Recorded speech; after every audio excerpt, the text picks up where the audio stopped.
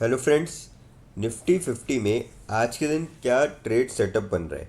क्या आपको 25,500 के लेवल के वापस से पार जाता हुआ नज़र आएगा या फर्दर गिरावट देखने को मिल सकती है? क्योंकि कल के दिन आपको अच्छी खासी गिरावट यहाँ पे देखने को मिलती निफ्टी 50 के अंदर। तो क्या सेटअप है, वो सारी चीज़ें डिस्कस करेंगे। फिर बात करेंगे डिक्सन के बारे में। डिक्सन में आपको कल के दिन अच्छी खासी गिरावट देखने को मिली, करीबन 2.5% तक। तो क्या बड़ी वजह रही और क्या आने वाले टाइम में भी आपको ये गिरावट का दौर जारी रहते हुए देखने को मिलेगा या फिर तेज़ी बन सकती है, ये डिस्कस करेंगे। फिर बात करेंगे एच के बारे में। एच को लेके काफ़ी ज़बरदस्त खबर निकल के आ रही है, जिसका आपको सीधे सीधे इम्पैक्ट देखने को मिलेगा स्टॉक प्राइस पे और ज़बरदस्त तेज़ी बनते हुए देखने को मिल सकती है। तो ऐसी क्या खबर है और फिर स्टॉक कहाँ तक जा सकता है, ये चीज़ें डिस्कस करेंगे। तो सबसे पहले बात करते हैं निफ्टी 50 की आज के दिन ट्रेड सेटअप की। तो क्या करना चाहिए आपको?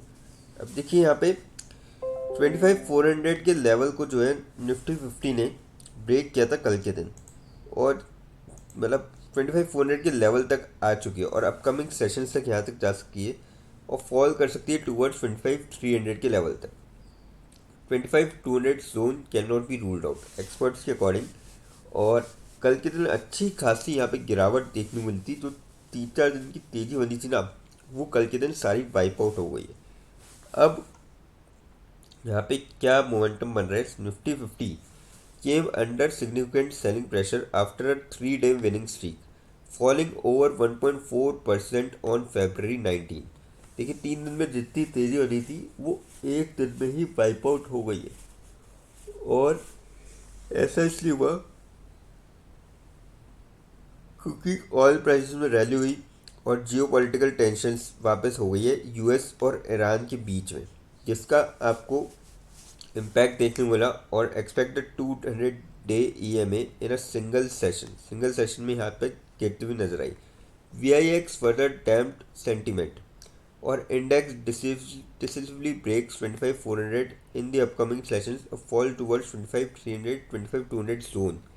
एक्सपर्ट के अकॉर्डिंग ये रूल आउट नहीं हो सकती, मगर अगर ऊपर जाता है तो 25,500 और 25,600 के जोन तक जा सकती है निफ्टी 50 आने वाले दिनों के अंदर। तो यहाँ पे एक्सपर्ट्स यही कह रहे हैं कि आप थोड़ा सा अगर ट्रेड ले तो स्टॉप लॉस से ट्रेड ले। अब यहाँ पे की लेवल्स क्या क्या है निफ्टी 50 के? अब देखिए 24,454 पे कल के दिन क्लोजिंग देखने को मिलती, तो रेजिस्टेंस है 25,766 का है यहाँ पे। फिर 25,883 का रेजिस्टेंस और फिर 26,73 का है। अब 26,000 का लेवल है जो है थोड़ा सा दूर आपको नज़र आ रहा है अभी आने वाले दिनों के अंदर। सपोर्ट की बात करी जाए, 25,386 का पहला सपोर्ट है, 25,269 का दूसरा है और 25,80 का तीसरा है। स्पेसिफिक फॉर्मेशन क्या बन रही है? निफ्टी 50 ने bearish long bearish candle form हो चुकी है, almost engulfing the previous 3 days green candles on the daily chart. अगर आप डेली चार्ट पे देखिए तो पिछले 3 दिनों की जो तेज़ी बनी थी वो पूरी ख़त्म हो चुकी है, जो कि सिग्नल कर रही है emergence ऑफ वीकनेस। और इंडेक्स डिसेंटली स्लिप्ड बिलो 20, 50 और 100 डे EMA के नीचे आ चुकी है सिंगल सेशन के अंदर। अगर ये 200 डे EMA से ऊपर रहती है तो मोमेंटम इंडिकेट कर सकता है पॉइंटेड टू अ नेगेटिव बायस, यानी कि अभी भी जो है चांसेस है कि आपको निफ्टी में गिरावट देखने वाले कल की अच्छी खासी गिरावट के बाद भी। और RSI भी काफ़ी कम हो चुका है,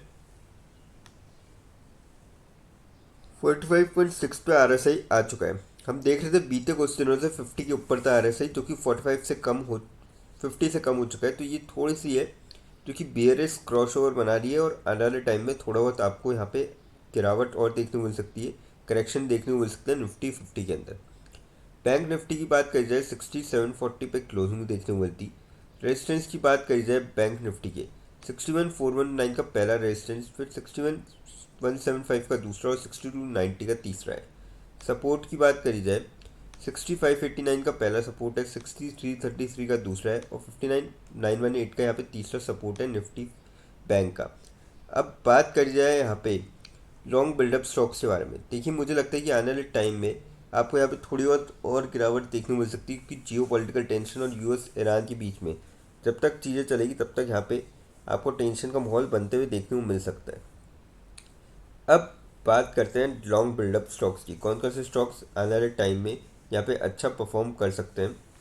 7 ऐसे स्टॉक्स हैं: ONGC, HDFC life, doctor ready और सिनेजीन, डाइविस लैब, UPL और MCX।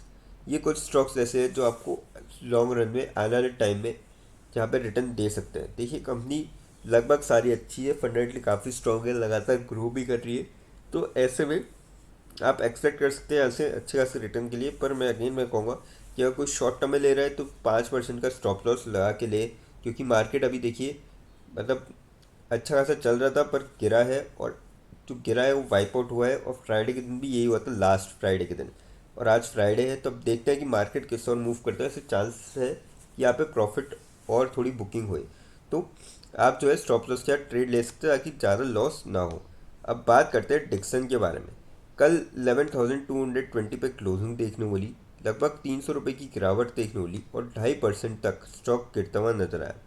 अपडेट की बात करी जाए तो डिक्सन का शेयर गिरता हुआ नजर आया क्योंकि डाउनग्रेड कर दी गई है इसकी rating. Rising memory prices good outlook, तो इस जो मेमोरी प्राइस है वो बढ़ी है, तो इसी के कारण यहाँ पे डाउनग्रेड करी गई है क्लासा ने।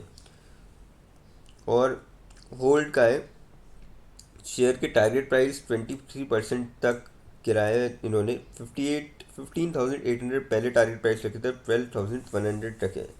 लगभग इनके हिसाब से 1,001 रुपये की तेज़ी बन सकती है। पर मैं तो ये कहूँगा कि अभी आप थोड़ा सा शॉर्ट टर्म वाले अवॉइड कर सकते हैं, बाकी लॉन्ग टर्म वाले धीरे धीरे करके इसको यहाँ पे ले सकते हैं। लॉन्ग टर्म में अच्छे रिटर्न दे सकते हैं। कंपनी के बीते 5 सालों के अगर आप रिटर्न देखेंगे काफ़ी ज़बरदस्त है, 188% के। और आने वाले टाइम में भी ऐसे रिटर्न मिल सकते हैं, थोड़ा सा मार्केट नॉर्मल हो जाए तो। HL की बात करी जाए, 4120 पे क्लोजिंग देखने को मिली, 131.1 रुपीज़ की गिरावट देखने को मिली और 3% तक कल स्टॉक गिरता हुआ नजर आया। अपडेट की बात करी जाए, HAL Mazagon top GRSE in focus as defence order aircraft demand pickup, PL capital. तो ये काफ़ी जो है बड़ी न्यूज़ निकल के आ रही है, जिसका आपको सीधे सीधे इम्पैक्ट देखने को मिलेगा HL के ऊपर। और जो ईयर टू डेट में गिरावट हुई है 6.25% के आसपास, ये आपको जल्दी बढ़ते हुए नज़र आएगी। क्योंकि देखिए, ऑर्डर की कोई कमी नहीं है, ऑर्डर बुक काफ़ी मजबूत है, और ऊपर से ये खबर आ चुकी है कि एयरक्राफ्ट की डिमांड पिकअप करेगी। तो इससे सीधा सीधा इम्पैक्ट आपको देखने को मिलेगा HL के ऊपर। तो मेरे ख्याल से तो लॉन्ग टर्म के पॉइंट ऑफ व्यू से इसमें भी जाया जा सकता है। लेकिन फ्रेंड्स, कोई भी इन्वेस्टमेंट करने से पहले फाइनेंशियल एडवाइज़र से कंसल्ट करें या फिर खुद की रिसर्च करें, क्योंकि वीडियो नॉलेज के पर्पज़ के लिए, इन्वेस्टमेंट के लिए नहीं। वीडियो अच्छी लगी हो तो चैनल को लाइक और सब्सक्राइब जरूर करें, ताकि आने वाले टाइम में और भी जो है ऐसे अपडेट्स मिलते रहें। और हाँ दोस्तों, आप हमको कमेंट सेक्शन में ज़रूर बता सकते हैं कि नेक्स्ट वीडियो आपको जो है कौन से स्टॉक पर चाहिए। थैंक यू दोस्तों।